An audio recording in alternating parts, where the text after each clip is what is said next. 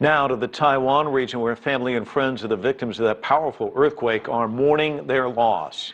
We have live pictures for you right now. This is of a memorial service taking place in Tainan. Taiwan leader Ma Ying-jeou and leader-elect TAIWAN are there to pay their respects. It's been 6 days since the earthquake.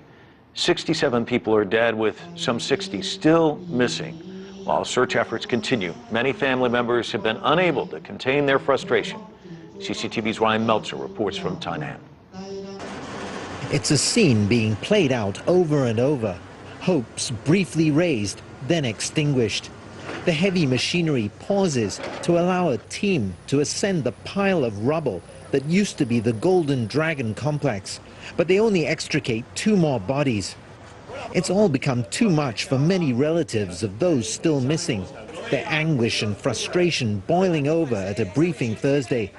You ask us to hope for a miracle, but why aren't you doing more excavating? There are 2 areas buried. Why are you focusing so much on Block G and not doing much on Block K? Officials were at pains to explain their search strategy and limitations. The block collapsed on its side, so the walls have now become like the floor on the bottom. It's just too dangerous to take the heavy machinery up there right now. At first, we wanted to tunnel into the buried block, but it was too risky because there was too much weight on top of it. To explain further, officials then brought the next of kin to the heart of the disaster site. Meanwhile, authorities are continuing their investigation into why this building collapsed when almost all others in the city survived the quake intact.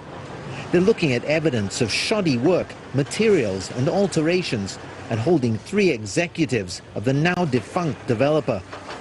Authorities have opted to hold the executives incommunicado, not allowing them to communicate with each other or with outsiders. They say that's because they've given contradictory statements and they're worried they might collude to manipulate evidence. Finding the cause of the collapse and bringing those responsible to justice might provide some solace for the loved ones of those buried beneath the rubble eventually.